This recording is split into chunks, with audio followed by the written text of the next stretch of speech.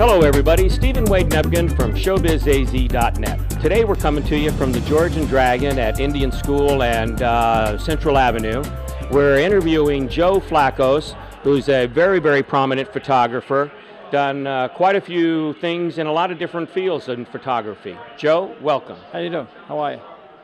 Now, Joe, how did you get into photography? What got you started? My dad knew Stanley Kubrick. He used to talk about Stanley Kubrick all the time, and being one of 8, my father's always running around taking pictures of all 8 of us, and I was like, you know what, give me that camera, I want to check that out. And he's like, no, get your own. So I did. Got my own and just started doing pictures. Very good. Now, one aspect of your career has been rock and roll photography. Tell us a little bit about that. It's fun. It's great. I get to see a concert for free.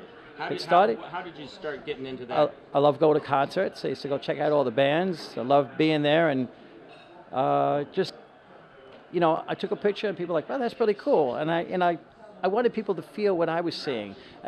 They would see, you know, I was like, wow, they would never believe what I'm seeing right now. So if I got a picture of it, picture says 1,000 words, I did that, and they were like, wow, that's really cool, I'll buy that from you. If you buy it from me, I get another one. I just kept doing it, and they kept buying them and kept going. Very good. Now, you were involved with Andy Warhol in the factory towards the last part of just before his death. Tell us a little bit about that, too. Well, I joined up when he died. I went to the funeral. Hung out with Bear Jones for a while. That was like an art part of it. He did a lot of arty stuff, arty parties and stuff like that. They were cool. I did all the photographs for all the parties. And then later on, I met Billy Name, who was the real deal. I met Lou Reed a few times, but didn't know him well. And Billy would say, hey, tell Lou Reed when you see him, tell him I said hi. And Lou was like, you know Billy? I said, yeah, I know Billy. And then going to Bill, I shot Billy's birthday party. Billy said, can you photograph my birthday party? I said, sure. I did his birthday party. Then I did some promotional party for Nico. Nico had they had, you know, something about her death. And then you've done, tell us some of the other, you shot Lou Reed. Right, John Cale, I did John Cale's CD cover. I've done a lot of their bands. Whenever they had a band, something coming up, I would do the photographs, and then they would say, you know, he's got a big boil on his head. Can you take the boiler? I did a lot of imaging before for other magazines, so I started doing all their imaging, and being that most of them were getting over in the ages, they wanted their wrinkles taken out, so I had to knock out all the wrinkles, so I'd do their pictures and remove the wrinkles. Great. And that actually leads into, you've done a lot of glamour photography. Right. Tell us a little bit also about, I mean, Penthouse and things like that. Yeah, I worked for Penthouse. That's something that's close to my heart. Yeah, I've done for Penthouse a few Playboy models, not many, but mostly Penthouse. I was head of Penthouse Magazine's imaging department, so as they call it, make the scary Marys look hot, but they were all beautiful, beyond beautiful. They didn't speak English, but they were beautiful. Right. Probably the only one is like Lynn Thomas, who's really, she's an American, and she's American, she speaks English. She was cool with me, and I was fine with that.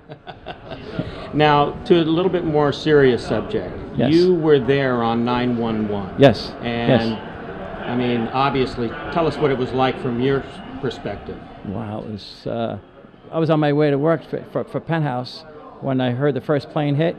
I was eating Fruit Loops, knocked my Fruit Loops off the table. I looked out the window and I see the tower on fire. I was like, no way.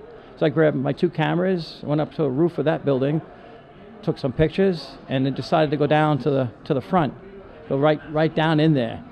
Started doing pictures of the buildings coming down. I try to get as close as I can. Within, well, like Building 7, I couldn't get within 1,000 feet. But then later on, when they were blowing it up, we actually blew that building up. I got close up on that. Really? Very close. I mean, there's obviously a lot of controversy about that. Maybe you don't want to necessarily go there, but you saw a lot of stuff. Wild stuff, really scary stuff. The firemen, they did take a beating, some of them. They really got burned. I actually dragged a few firemen out. They got scorched on their face, and nobody was doing anything really to help them. They had Salvation Army and places like that would bring in food, but they wouldn't come down to the front. So I had to walk like a mile, and I sort of stole this electric cart. I loaded it up with all kinds of water and juice and apples. I don't know what they're going to do with apples. I ended up throwing them, but they gave us Welch's grape juice, but no can opener. I'm like, what the hell? I happen to have a knife on me, and they were like, what are you doing with a knife? I'm like, Now, okay, so they can see your stuff. I mean, again, if they Google you on, Right. Or if they Google you, a lot of just stuff put will it. come up. Oh yeah, this I'm on So give us Joe Flocco. JoeFlocco, or you can email me at Joe Flocco, FLOCCOSPICS @yahoo.com. Joe Flocco's Pics. My cell number is on my Facebook account, 917-330-1327. Great. I'll do portraits or whatever. Well, Joe, really interesting. Thanks so much for being with us. Thanks so much for having me. And if, we'll be probably checking in with you from time to time, see about Sure. new stuff that's going on. Sure, cool deal. Thanks for watching. We'll talk to you soon.